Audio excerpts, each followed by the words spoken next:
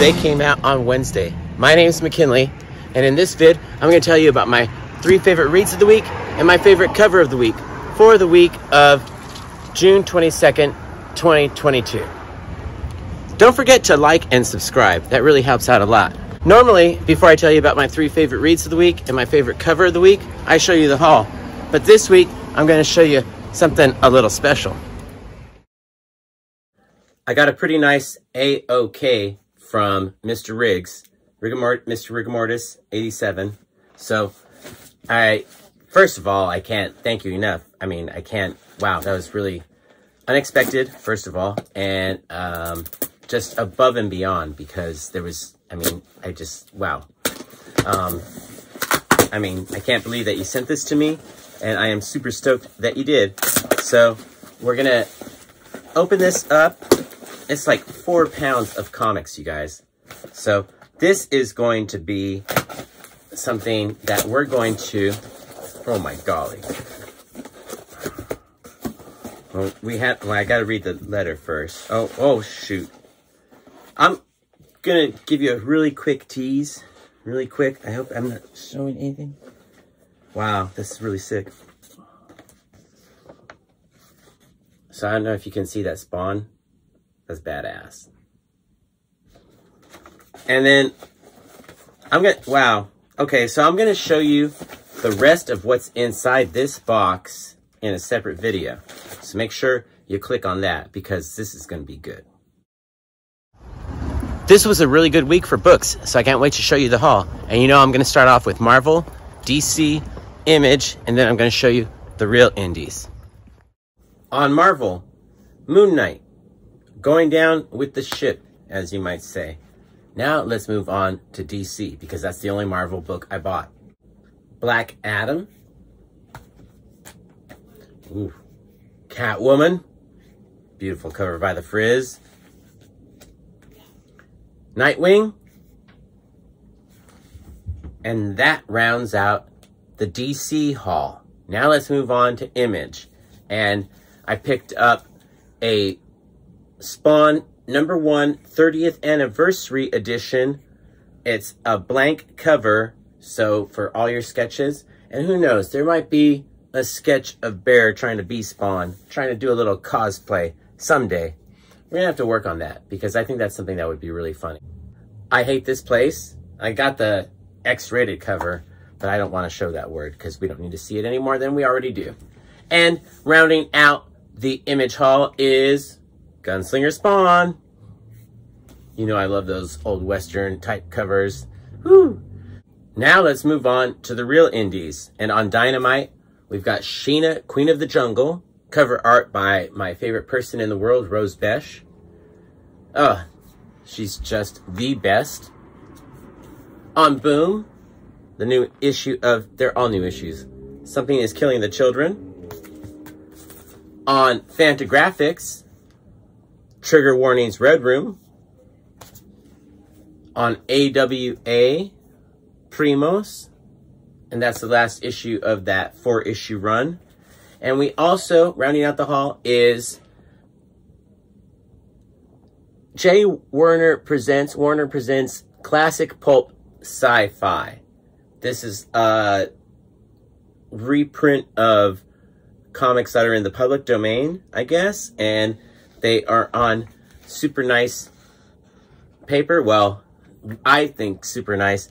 This is real comics, the real way. These are the pages that you remember if you were buying comics back in before everything got so nice. So, super stoked to get this. And that rounds out my haul. If there's something I missed that you picked up that you think I should know about, let me know in the comments below. Now let's talk about my favorite cover of the week. You guys all know there is no one in the world that I love more than Rose Besh. She's my be-all, end-all. Just a beautiful woman and a great artist. And holy cow, she did a great job for Sheena, Queen of the Jungle. But just because I'm in love with her doesn't mean I'm going to make her my cover of the week. I also like this cover for Black Adam by Lucio Barrio. That's the way I imagine him saying his name. Who's calling? Lucio. This cover for Black Adam is, I thought, awesome. But my cover of the week has got to go to the Frizz for this cover of Catwoman. Oh, golly. Just another one that just takes your heart or your breath away and makes your heart skip a leap and just jump a beat. Plus, there's a cat on her shoulder. You can't go wrong with that. So, the Frizz is my cover of the week. Let me know who your cover of the week was in the comments below. Now let's talk about my 3 favorite reads of the week. Coming in at number 3 is I Hate This Place. And that's the way I will refer to this book because I don't like the alternate title because that's a word that we don't really need to keep promoting. It gets said often enough. And believe me, I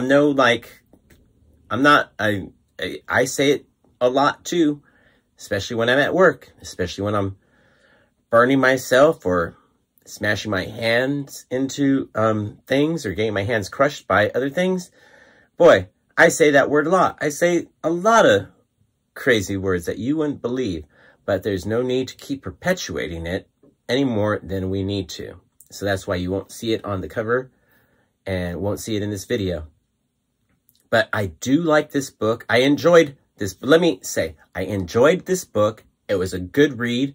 It was my 3rd favorite read of the week.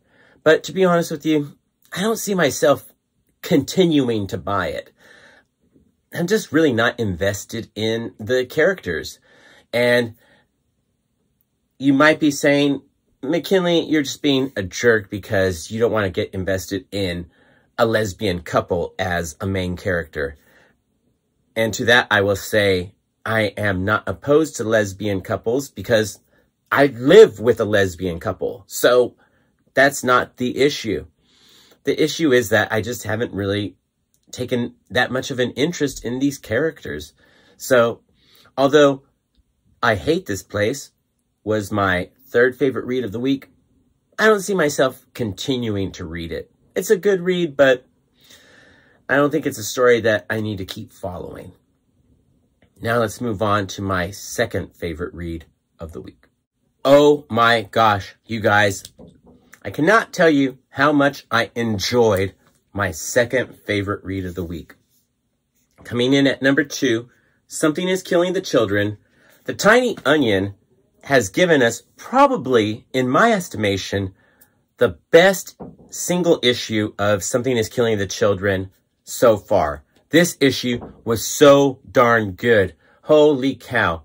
There was an introduction of a new monster slaying, perhaps. We're following up on the people that are coming to get Erica.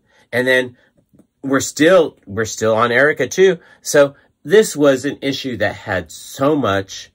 And when I was done with it, I was so, oh my gosh, I told myself, there is no way anything can be better than this. This was a fantastic issue.